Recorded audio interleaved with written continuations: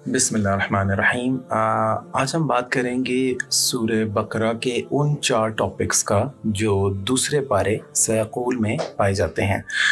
सबसे पहले हमने ज़िक्र किया था तहवील क़िबला की, जो क़िबला तब्दील हुआ था बैतुल मुक़द्दस से बैतुल्लाह की तरफ।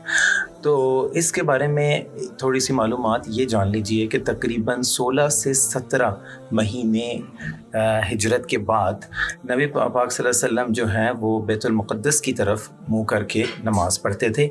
लेकिन उसके बाद एक दिन एक सहाबी ने नबी पाक सल्लल्लाहु अलैहि वसल्लम के साथ नमाज़ पढ़ी, तो उन्होंने देखा कि नबी पाक सल्लल्लाहु अलैहि वसल्लम ने काबे की तरफ मुँह करके नमाज़ पढ़ी है। तो इसके बाद उन्होंने जाकर देखा कि कुछ लोग जो है वो नमाज़ पढ़ रहे हैं मस्जिद में और वो बैतुल मुक़द्दस की तरफ मुँह करके नमाज़ पढ़ रहे हैं। तो उन्होंने कहा कि मैं अल्लाह को गवाह बनाकर कहता हूँ कि मैंने नबी पाक सल्लल्लाहु अलैहि वसल्लम को काबे की तरफ मुँह करके नमाज़ पढ़ते देखा है। तो उन्होंने दौराने नमाज ही अपना रुख बदल लिया और अपना रुख काबे की तरफ कर लिया, और इस मस्जिद को आज हम मस्जिद क़िबलतैन के नाम से जानते हैं। तो ये तो हो गया वाक़या क़िबला तब्दील होने का। और दूसरा टॉपिक था आयते बिर और अब्वाबे बिर। आयते बिर सूरतुल बकरा की 177th आयत है, और बिर का मतलब है नेकी या अच्छा काम। आयते बिर में अल्लाह पाक ने तमाम तरह के अक़ाइद, नेक अमाल, सब्र, माशरत, इनका जनरल ज़िक्र किया है, और अब्वाबे बिर में इनकी तफसील बयान की है। तो पहले बात कर लेते हैं आयते बिर की। 3 तरह के सब टॉपिक्स हमने इकट्ठे किए हैं आयते बिर के हवाले से, जो है फेथ यानी ईमान, किन चीज़ों पे ईमान, अल्लाह पे ईमान, आखिरत पर ईमान, फरिश्तों पर ईमान, किताबों पर ईमान और नबियों पर ईमान। दूसरा जो है वो है नेक, जिनमें हम दूसरे मुसलमानों या दूसरे इंसानों के हकूक़ यानी हकूक़ुल इबाद का ख़याल करें, उनसे नरमी का ताल्लुक़ और उनसे अच्छा रवैया और उन पर ख़र्च करें अल्लाह ताला की रज़ा की खातिर। और हकूक़ुल्लाह भी इसमें आते हैं जिसमें नमाज है, ज़कात है, और इंसानियत के लिए अच्छे काम कर। तीसरी चीज़ जिसका इस आयत में ज़िक्र है वो है सब्र। जब भी इंसान पर कोई ऐसी अचानक मुश्किल आ जाए, कोई ख़तरे की घड़ी हो, कोई भी आजमाइश आ जाए, तो उस पर आप सब्र करें, और सब्र वही है जो इब्तिदा में किया जाता है। और अब बात कर लेते हैं थोड़ी तफसील से अब्वाबे बिर की। बाब अरबी में दरवाज़े को कहते हैं, अब्वाब उसकी जमा है, यानी नेकियों के दरवाज़े। सबसे पहले इसमें ज़िक्र आया है सफ़ा और मरवा का। तो मुशरिकीन भी उस ज़माने में सफ़ा और मरवा की सही करते थे अपने बुतों के लिए, उनकी अज़मत के लिए, और इस पे अल्लाह ताला ने आयत उतारी कि सफ़ा और मरवा जो हैं वो अल्लाह की निशानियों में से हैं। ठीक है, इसके बाद ज़िक्र होता है हराम से बचने का। क्या क्या चीज़ें हराम हैं। ठीक है, मुर्दार जानवर का गोश्त हराम है, वो जानवर जो ख़ुद मर गया हो वो हराम है। इसमें जो एक्सेप्शन है वो फ़िश, मछली और ग्रासहोपर की है। ठीक है, और वो जानवर भी हराम है जो सही तरीके से ज़िबा ना हुआ हो। ठीक है, और वो जानवर भी हराम है जो जानबूझकर जिस पे तकबीर ना पड़ी गई हो उसको ज़िबा करते हुए। इसी तरह खून हराम है, और सूअर हराम है, पिग हराम है, और कोई ऐसा जानवर जिस पे अल्लाह के सिवा किसी और का नाम लिया गया हो वो भी हराम है, या ऐसा कोई जानवर शराब और जुए की हुर्मत बयान की गई। और इसके बाद आ जाता है इनहेरिटेंस, वसीयत के बारे में पहले तो ये फ़र्ज़ था कि आप अपनी वसीयत लिखें, लेकिन जब अल्लाह ताला ने कुरान में इसके एग्जैक्ट रूल्स और इसके जो कवानीन है वो उतार दिए, तो उसके बाद लिखना जो है वो फ़र्ज़ नहीं है, लेकिन वो उसी तरीके से अदा होगी किसी भी बंदे के जाने के बाद। लेकिन अगर किसी ने किसी से कुछ लिया हुआ है या किसी को कुछ देना है तो उस पे आज भी लाजिम है कि वो उसको لکھ لے. اور جہاں تک اس کا سوال ہے، جو وصیت ہے وہ حدیث میں آتا ہے کہ میکسیمم جو ہے نا 1/3 یعنی 1/3 جو ہے وہ آپ اپنے کسی رشتہ دار کو دے سکتے ہیں یا اس کے نام کر سکتے ہیں. اس کے بعد ذکر آتا ہے روزوں کا، کہ روزہ جو ہے اللہ کے لیے ہے. اعتکاف کا ذکر آتا ہے، اپنے آپ کو حرام کمائی سے بچانے کا ذکر آتا ہے. قمری تاریخ، قمر کہتے ہیں چاند کو، اور جو بیسیکلی لونر کیلنڈر ہے اس کی ڈیٹس کا ذکر آتا ہے کہ نبی پاک صلی اللہ علیہ وسلم سے لوگ پوچھتے تھے کہ چاند جو ہے وہ کیوں اپنی شکل بدلتا رہتا ہے جبکہ سورج جو ہے وہ ایک جیسا رہتا ہے. تو اس پہ اللہ تعالیٰ نے جواب ایک آیت اتاری جس میں اللہ تعالیٰ نے بتایا کہ اس میں اللہ نے وقت کی نشانی رکھی ہے چاند میں.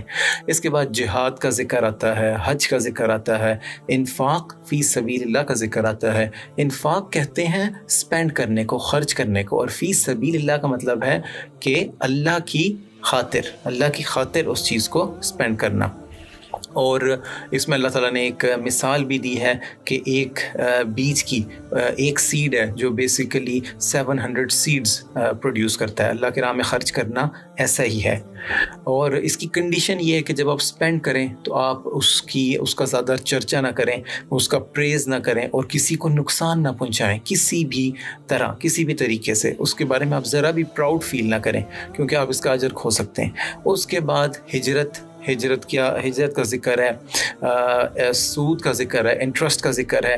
اور پھر جو ہے اس کی سخت جو ہے اس کو ناپسندیدہ ٹھہرایا گیا ہے کہ آپ مشرک سے شادی کو، اس کے بارے میں آتا ہے کہ اس سے بہتر ہے کہ آپ کسی مومن لونڈی سے شادی کر لیں. اور پھر اس کے بعد حیض کا ذکر ہے، مینسز کا ذکر ہے، اور بہت امپورٹنٹ ٹاپک ہے یہ آیتیں اس لیے اتری تھی اس وقت جو جوز تھے، جو یہودی تھے، وہ بالکل ہی اپنی عورتوں کو گھر سے نکال دیتے تھے، ان کا پکا ہوا کھانا نہیں کھاتے تھے. اور جو کرسچنز تھے وہ جو ہے وہ بالکل ہی احتیاط نہیں کرتے تھے.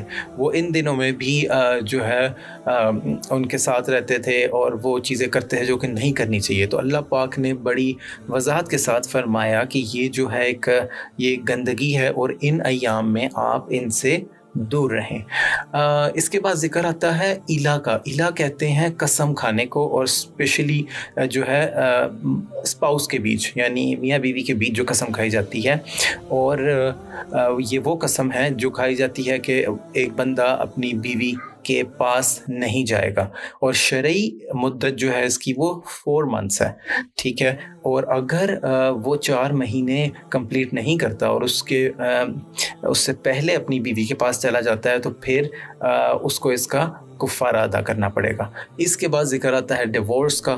اور اس زمانے میں، زمانہ جاہلیت میں بہت سی طلاقیں ہوتی تھی، 10-20 طلاقیں دے دی جاتی تھی اور پھر واپس ریورٹ کر لیا جاتا تھا. اس لیے یہ شرائط اللہ کی طرف سے رکھی گئی کہ 2 طلاقوں تک تو آپ ریورٹ کر سکتے ہو، واپس جا سکتے ہو، لیکن تیسری طلاق جو ہے وہ فائنل ہے، اس کے بعد آپ واپس نہیں جا سکتے. پھر ذکر ہے عدت کا، اور اس میں نوٹ کر لیجئے کہ 5 طرح کی جو ہے عدت یا اس کی 5 طرح کی ڈیوریشنز جو ہیں ان کا ذکر آیا گیا ہے.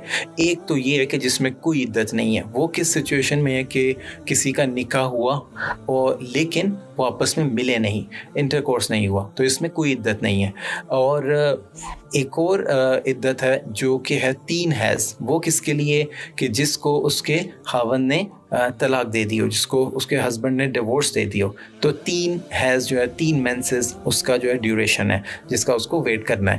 اور جس کا ہسبینڈ جو ہے وہ اس کا انتقال ہو جائے، اس کے لیے جو عدت کی ڈیوریشن ہے وہ ہے 4 مہینے اور 10 دن.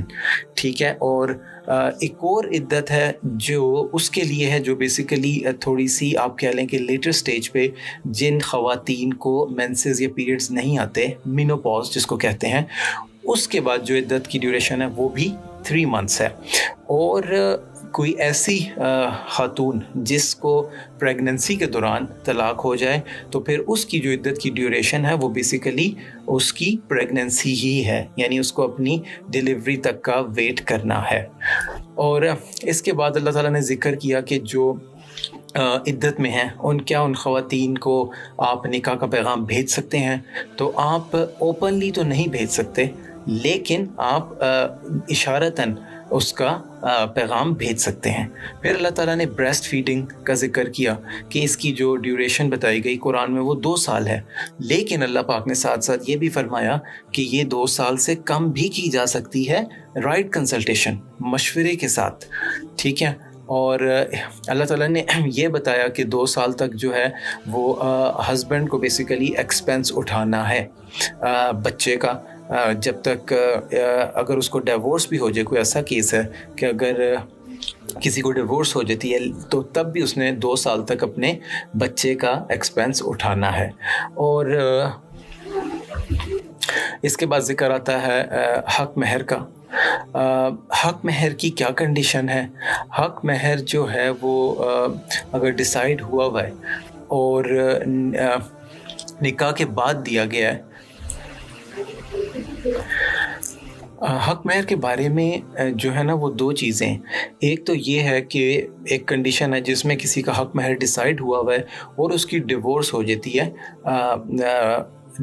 جاتی ہے آپس میں ملے بغیر، تو اس کیس میں آدھا حق مہر جو ہے وہ ادا کیا جائے گا۔ اور ایک دوسری کنڈیشن بیان کی گئی ہے جس میں کوئی حق مہر ڈیسائیڈ نہیں ہوا اور ڈیورس ہو جاتی ہے، تو اس میں اللہ سبحانہ وتعالیٰ نے فرمایا کہ جو نکاح ہے نا وہ حق مہر کو ڈیسائیڈ کیے بغیر ہو سکتا ہے، لیکن جو ہسبینڈ ہے اس کو پھر بھی حق مہر ادا کرنا پڑے گا۔ اور اب بات کر لیتے ہیں ٹاپک نمبر 3 کی، جو تھا طاعون کی بیماری کا۔ یہ ایک کمیونیکیبل ڈیزیز تھی جو ایک سے دوسرے کو لگتی تھی، اور وہاں کے لوگ جو تھے موت کے خوف سے، موت کے ڈر سے وہاں سے بھاگ گئے تھے جہاں پہ یہ بیماری آئی تھی، اور اللہ تعالیٰ نے ان سب کو موت دے دی تھی۔ اور پھر ایک اللہ تعالیٰ کے پیغمبر حزقیل علیہ السلام جو ہے وہ وہاں سے گزرے اور انہوں نے اللہ تعالیٰ سے دعا کی، تو اللہ تعالیٰ نے ان سب کو زندہ کر دیا۔ اور چوتھا ٹاپک جو تھا وہ تھا طالوت کا قصہ۔ طالوت جو ہے بیسیکلی اس کو کنگ بنایا گیا تھا بنی اسرائیل کی خصوصی دعا پر، اور اس کے بعد ان کی بیسیکلی لڑائی ہوئی تھی جالوت سے، جس میں حضرت داؤد علیہ السلام کا بہت اہم کردار تھا اور اللہ تعالیٰ نے ان کو فتح دی تھی۔ اور یہ تھی وہ ساری باتیں جن کا سورہ بقرہ کے 2 پارے سیقول